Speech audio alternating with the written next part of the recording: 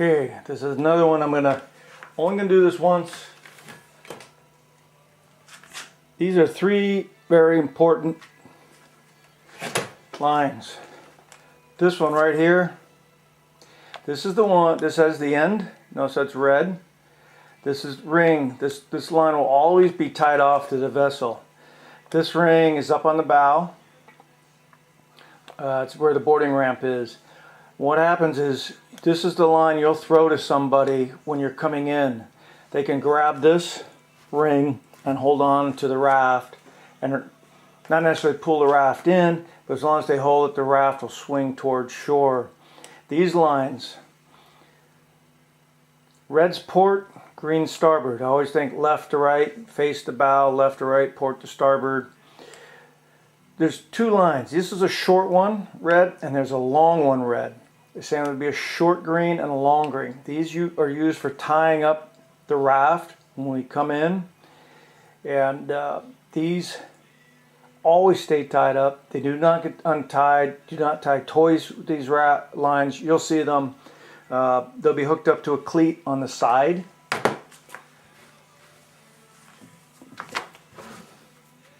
This is the raft basic layout.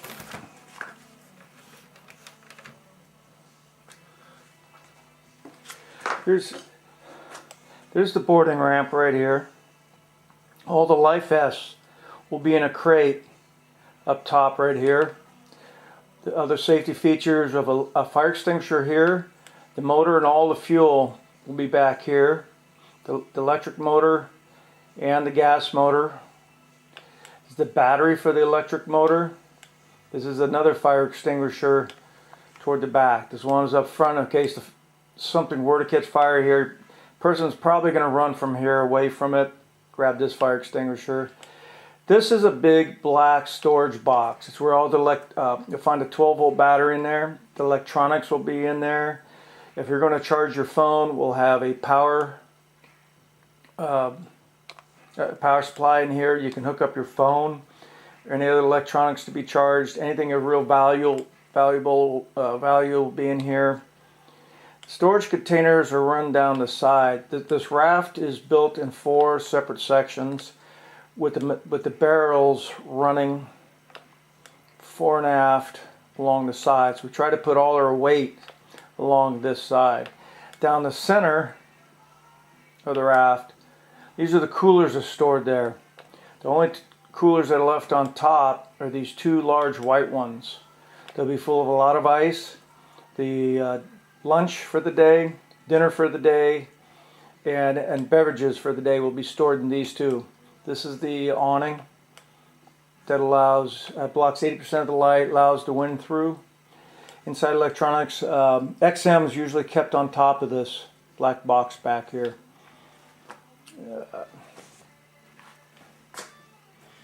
Now,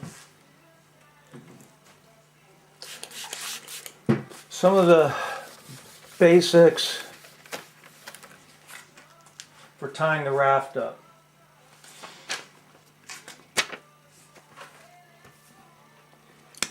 Here's shore.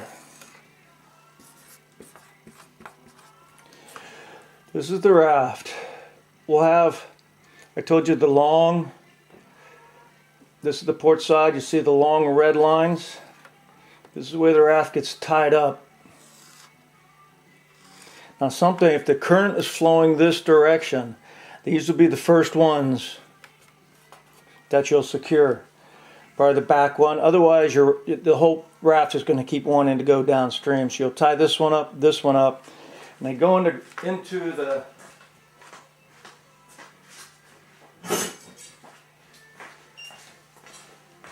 shore. One of these. It gets screwed in, and you can tie your line off of here, tie it around here.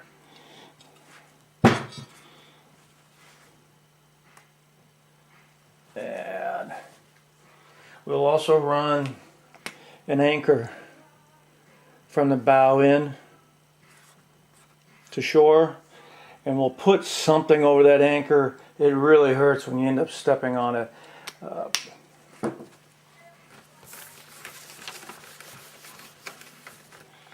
Okay, couple scenarios here. Let's say we're floating down the river. This is the shore. Current this direction. The raft, so remember with the raft, it's okay to hit the bow or hit the side. In fact, you prefer the bow to hit. You can't have the outboard. When the outboard hits here, it's going to rip the outboard off it's going to rip the outboard off. Even if it's up in the air, we've had a boulder sticking up and the raft almost, in fact it did break off our old outboard. So now you're coming down this way. There's a tendency for you to want to push the raft away from here. What's going to happen is all this current hits here, it's going to go this direction a lot. So what the raft will do, it'll catch this and literally shove you out here. If you move the raft over early, when you hit right here, all this water is going to push you a lot further to the other side and you're just going to end up motoring again. And like I said, it's okay. If you come in here and bump, you're just going to go like this and around. One of the things to be careful of, so everybody's off the boat, we're floating, and all of a sudden you hear "Toolies, shore, gotta move." Well, it's usually too late. If you're one of the people floating in the front of the raft, don't wait for somebody to turn this around. You need to get away. You do not want to get caught between the raft and here. You're going to have to either get on the raft, moving to the side maybe. Now you're the guy that just hopped in and here's the outboard. And you're so used to having the outboard in the back, you just want to push forward. What's going to happen is your raft is moving this direction. When you start to rotate it, you're bringing the motor right on into the rocks. We don't want to lose the outboard. We do have a spare prop, but just turn the raft and slowly move this direction. If you catch it further out here, you can use the electric outboard and it'll slowly move you back. But if you're pretty close to hitting, don't panic. It hits. It's okay. What's going to happen though is once you hit, this is what's going to happen to the raft. This direction of the water. Not a big deal. You'll just back it out this direction. If we don't have we're floating downstream, we will go straight. The problem we have is we have the awning, and when wind hits it, it's always going to keep pushing you back. Keep pushing you back. When you come into the river comes around, as all your water's coming down, it's going to want to throw you completely to the other side. So you'll come floating down the raft, and it's going to want to push you over here. If you're coming real close here and you move the raft out early, you're just going to bump into here and be bumping along the shore. So coming in here, it should throw the raft out coming around this bend. Everything's going to want to go this way. It also means there's a good chance of a sandbar through here. This is why polarized glasses on this trip are a lifesaver. Not only can you see fish, you can see the sandbars. There'll be the brown spots. Let's try, bridges. Bridges are great. We go through 3 bridges, 2 the first day. These are the pilings that head up to the road. When the water comes in, it is going to split 2 different directions around the pylons. And the problem we have is when you come in close, this one is going to want to push you over this direction as you come through. What I'll normally do, you don't want to get the bow hooked up onto here. It's the worst thing that can happen because now the current's going to grab the back. And on that second bridge, it isn't wide enough for the raft to go through sideways. I'll normally bring it down, and at the last, bring it this way. It'll start to push the raft over. I will turn it this way, so this pylon water starts pushing back, As soon as we're in there, now I'll just straighten it out. And as soon as your bow's through, so even if you came through this way, it's okay. As soon as the bow gets through these two, you're safe. You can bounce off the sides all you want. It's not going to hurt the raft. You don't want the outboard exposed to any pylon. If that happens, you're going to want to pull the outboard up. That just sticks it out further on the raft, and it will break it off the mount. You leave it in the water. Best thing you can do is you're going to need a second person to push off this pylon. Hold the raft there, and the water will take you around. But you got to save the outboard. We do have a spare outboard. The second bridge we go through, right before we end, you have to go through the pylons toward the left side. There's a very, very strong current running this direction. And we've run into the problem where you line up coming in straight, and you'll end up coming through like this trying to correct. So we just, when the second bridge come through, the third bridge, very large, just shoot for the center. First bridge, pretty much the same thing.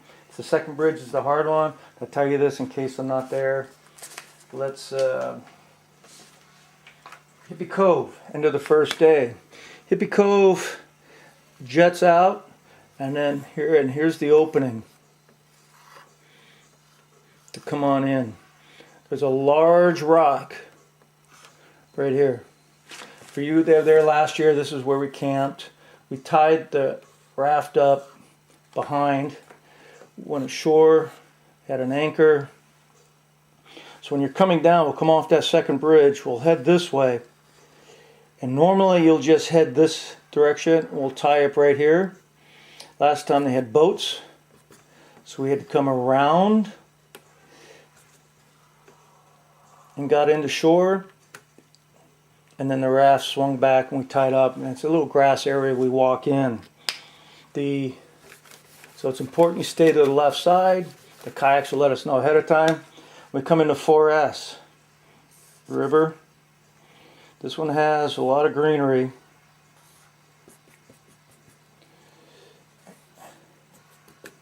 And here's the camp, and here's the opening. So when we come down, coming this way, the problem is this current is very strong through here. And by the time you start to turn, you're going to be down here. So you actually start to turn into the weeds, but the toolies, the brush, before you hit this corner. So you're like this. And as soon as you get here, swing the motor around and start pushing yourself in. But so as soon as the bow comes around, start swinging that outboard around, because now you'll help holding the raft against the current, and the raft will stay steady in the current, but it won't go upstream.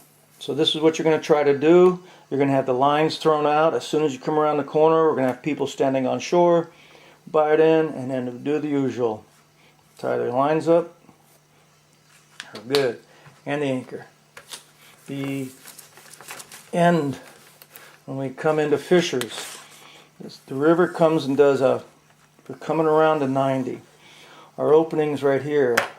You have a lot of brush through here. So if you come down this side of the river, yes, you'll get thrown out, but we really can't miss this corner. There's a sandbar here. We'll usually come down this side and then go real close, and just as close as we can along the weeds. Only problem we ever had is we came out here and there was a boat exiting, and the two guys were more interested in staring at the raft than they were getting out of the way. And we cannot miss this turn. So it's saying that as soon as we get here, the raft turns in, and we got to get through there.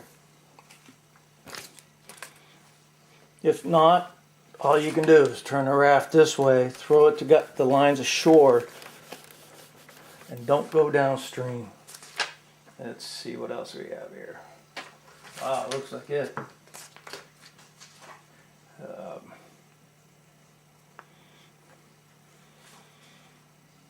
That's about it, so see you on the river.